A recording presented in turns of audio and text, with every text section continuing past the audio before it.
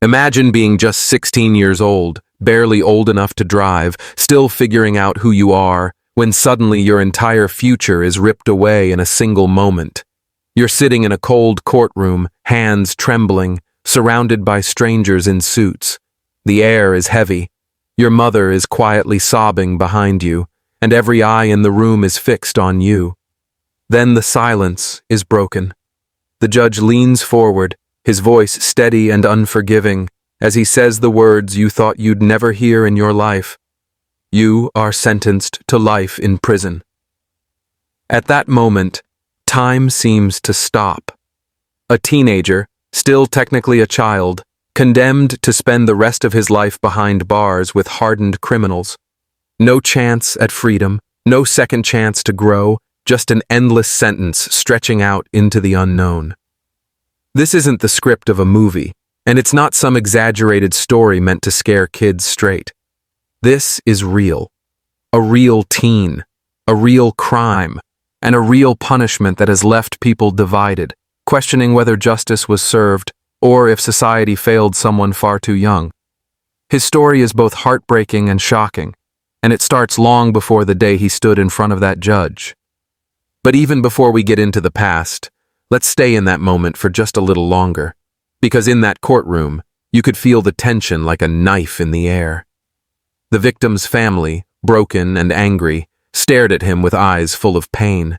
The defense lawyer tried to argue, but it was too late. The decision had been made, and the sentence was final. The teen himself didn't cry, at least not then. His face was blank, almost frozen, like he couldn't process what had just happened. Maybe deep down he thought the judge would show mercy, that his age would save him. But mercy never came. The moment the gavel struck, his mother's cries grew louder. His father, sitting stiffly in the back, looked like the weight of the world had just crushed him. Reporters scribbled notes, cameras flashed, and officers moved in to take the teenager away. Shackles clicked around his wrists and ankles. That sound, that cold metallic snap, was the sound of a childhood ending forever. What could drive a teenager to this fate? What could possibly push someone so young into the kind of crime that leads to a life sentence? Was it evil? Was it desperation? Or was it something far more complicated, something about the way he grew up, the environment he lived in, the choices that stacked up like dominoes, until the last one fell with deadly consequences? As the courtroom emptied that day, people walked out with mixed feelings. Some felt justice had finally been served, that a dangerous individual, no matter how young, deserved to be locked away for life. Others whispered that it was cruel, that a 16-year-old shouldn't be judged the same as a seasoned criminal, that maybe the system had failed him long before he ever committed his crime. But one thing was certain. His life, as he knew it, was over. The teenager was led away, disappearing behind heavy doors, heading toward a world most people could never imagine. A world of prison walls, steel bars, and survival. What brought him to this point is a story you need to hear. A story filled with pain, bad decisions, and a single moment that changed everything. To understand how a teenager ended up with a life sentence, you have to go back to the very beginning. His childhood was far from normal. He wasn't born into privilege or stability. His earliest memories were of shouting matches at home, broken bottles on the floor, and nights where he fell asleep to the sound of sirens echoing outside. His father wasn't always around, and when he was, his presence brought more fear than comfort. His mother tried, but she was overwhelmed, barely holding the family together. Growing up in a neighborhood where crime wasn't just common, but almost expected, the boy never had much of a chance to see what a normal childhood looked like. At school, he struggled. Not because he wasn't smart. Teachers would later say he was clever, quick, and sharp when he wanted to be. But the distractions outside of school, the influences waiting on the streets, always seemed louder than the lessons inside the classroom. Friends became more like brothers, but these weren't the kind of brothers who lifted him up. They were the ones who dragged him into trouble, daring him to prove himself, to show he wasn't weak, to earn respect the only way they knew how. through violence and crime. By the time he was 12, he was skipping classes. By 13, he was already on the radar of local police. Petty theft, breaking into stores, running with older boys who used him as a lookout because he was small and fast. He told himself it was just survival. His mother's paycheck never stretched far enough. The electricity was sometimes cut off, and he hated seeing her struggle. Maybe stealing felt like helping, at least in his mind, but each choice pushed him further down a path he couldn't escape. Despite everything, there were glimpses of another life he could have had. He loved playing basketball, and his coach often said he had real talent. On the court, he could run, laugh, and forget where he came from. For a little while, he was just another kid chasing dreams. But every time practice ended, reality pulled him back. Back to a neighborhood where gangs controlled the blocks, where you either belonged to something or became a target. It wasn't long before the pull of that world proved stronger than the court or the classroom. People who knew him said he was two different people. To his little sister, he was protective and kind, making her laugh when she was scared at night. To his friends on the street, he was tough, reckless, and ready to do whatever it took to earn his place. It was this dual life that shaped him, a boy caught between who he wanted to be and who the world told him he had to be. Looking back, it's easy to see the warning signs. The fights, the skipped school days, the police warnings that never led to real consequences. Everyone thought he would grow out of it, that he was just another kid acting tough. But he didn't grow out of it. Instead, he grew into it. Every wrong turn brought him closer to a moment that would define his entire life. A moment that no one saw coming, not even him. Because soon, one night would change everything. One decision, one mistake, would erase every chance he ever had of being just a normal teenager. And that night, when it came, would be the beginning of the end. The night that sealed his fate started like any other in his neighborhood. Streetlights flickered on, casting long shadows on cracked sidewalks, and groups of teens gathered on corners, looking for trouble or simply trying to escape the boredom that came with having nothing to do. He was with the same friends he always ran with, boys who were already deeper into the life than he was. They talked big, bragged about easy money, about respect, about how nobody could tell them what to do. That night, their plan was simple, or at least that's what they thought. Just a quick robbery, in and out, no one gets hurt. But things never go as planned when adrenaline and fear mix together. They chose a small convenience store on the edge of town, a place they thought would be an easy target. As they pulled hoodies over their heads and stepped inside, the teenager's heart raced so hard he thought it would burst. He had never done anything this serious before. His hands were sweaty, his stomach twisted, but he followed anyway, too scared to back out and look weak in front of the others. The clerk behind the counter looked up, surprised at first, then terrified as one of the older boys pulled out a gun. Everything happened so fast after that. Shouts filled the air. "Empty the register! Hurry up!" The teenager stood frozen, caught between panic and the rush of being part of something dangerous. The clerk's hands shook as he tried to comply, fumbling with the cash drawer. And then, in that split second of chaos, everything changed. Someone moved the wrong way. The clerk reached too quickly, maybe just trying to grab the money, maybe trying to protect himself. One of the older boys panicked. A shot rang out. The sound was deafening, echoing through the tiny store like an explosion. The clerk fell, clutching his chest, blood spreading across his shirt. Silence followed, broken only by the heavy breathing of the teenagers who suddenly realized this was no longer a game. The boy stared in shock. He hadn't pulled the trigger, but it didn't matter. He was there. He was part of it. He saw the life drain from the clerk's eyes, and in that instant, he knew there was no going back. The others shouted at him to move, to grab the money, to run. His legs felt like concrete, but somehow he stumbled after them, out the door, into the night, leaving behind a scene that would haunt him forever. Police swarmed the area within minutes. Witnesses had seen everything. Security cameras had caught their faces, and it didn't take long for officers to track them down. The boy barely had time to process what had happened before flashing lights lit up his street, before the sound of boots pounding up the stairs filled his house. He was dragged from his room in handcuffs while his mother screamed, begging the officers to show mercy. But mercy was already gone. In the interrogation room, he sat slumped in a chair, barely able to lift his head. Detectives questioned him for hours, showing him photos, telling him he could make things easier if he talked. But what could he say? The truth was clear. He was there. A man was dead. And even though he hadn't fired the shot, the law saw him as guilty all the same. At 16 years old, he was facing charges that would carry the same weight as if he had pulled the trigger himself.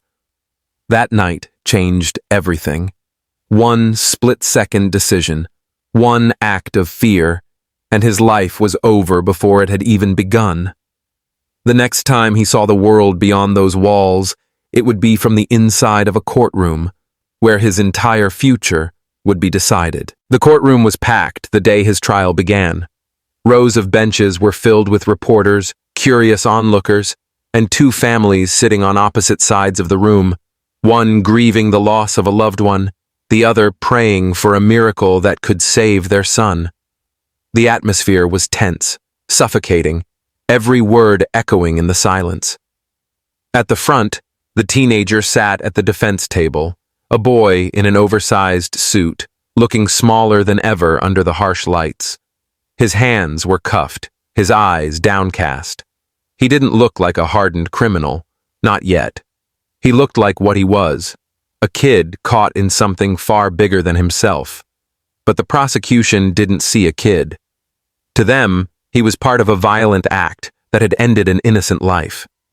Their words cut like knives as they described him and his friends as predators, dangerous and reckless, a threat to society.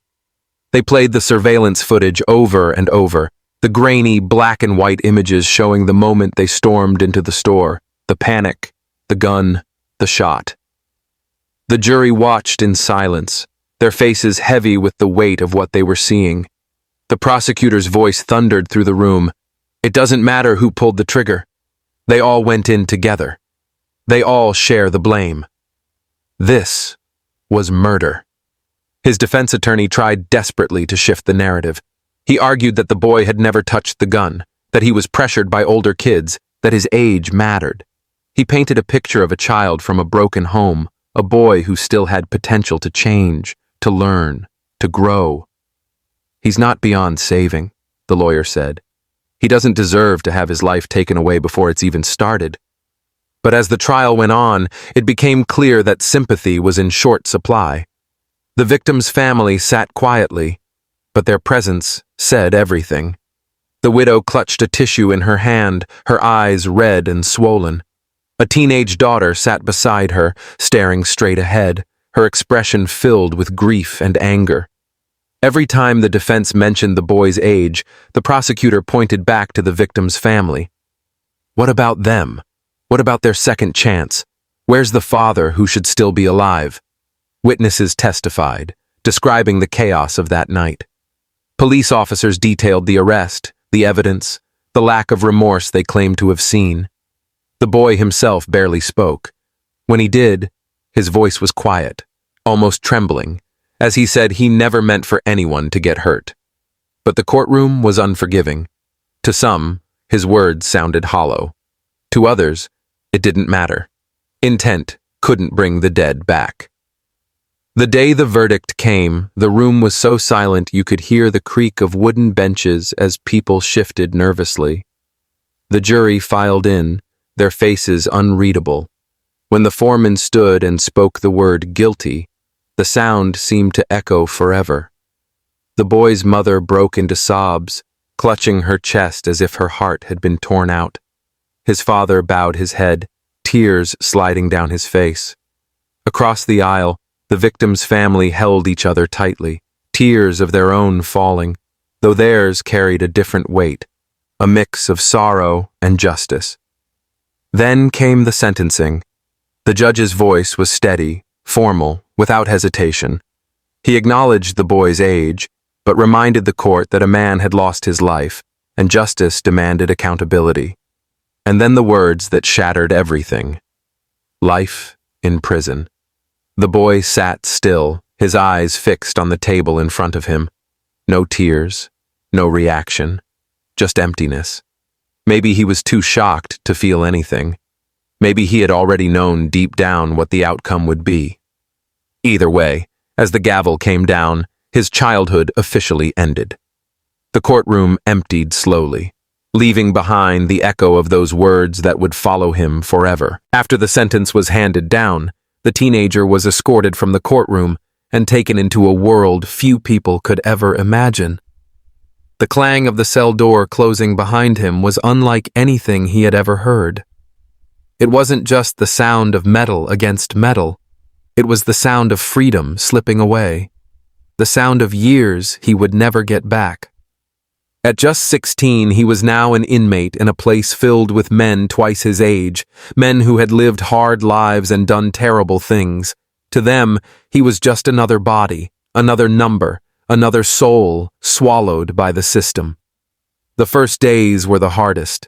He didn't talk much, keeping his head down, trying not to draw attention.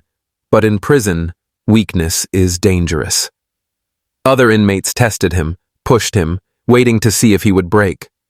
He learned quickly that survival meant hardening himself, becoming someone different than the boy who once played basketball and dreamed of escaping his neighborhood. Nights were the worst. Lying on the thin mattress, staring at the ceiling, the reality of his life hit him like a wave he couldn't escape. He thought of his mother, probably crying herself to sleep, of his sister, growing up without him, of the man who had died that night in the store. Guilt settled over him like a weight he couldn't shake. But prison changes people in different ways. Some lose themselves entirely, becoming bitter, violent, consumed by anger. Others search for redemption, trying to find meaning in a place built to strip it away. For him, the path wasn't clear. He joined programs when he could, education classes, counseling sessions, anything that let him feel human for a while. Guards said he was respectful, quiet, never caused trouble. But even with good behavior, his reality never changed. Life meant life. Every birthday, every holiday, every passing year reminded him of the outside world he would never see again. People on the outside debated his case for years. Some said it was proof that the justice system was too harsh, that a teenager should never be thrown away like that. They argued he could have been rehabilitated, that he should have been given a chance at parole someday.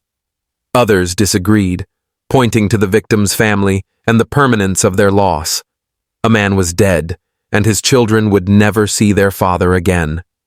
To them, age didn't excuse what had happened.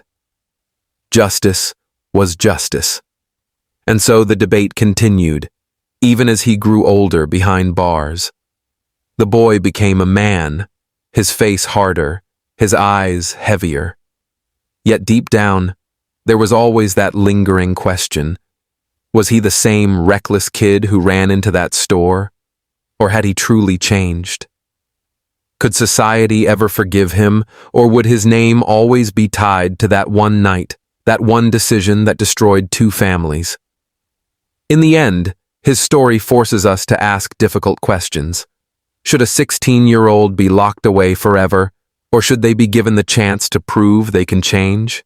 Is justice about punishment, or is it about redemption? The answers aren't simple, and maybe that's why this story continues to haunt anyone who hears it. What we do know is this: a life was lost that night in the convenience store, and another life was taken in a different way when the gavel came down. A teenager who should have been planning his future was instead sentenced to spend it all behind bars. And whether you believe it was justice served or a tragedy compounded, one thing is undeniable. His story is unforgettable, and it will make you think about how fragile and final the choices we make can be.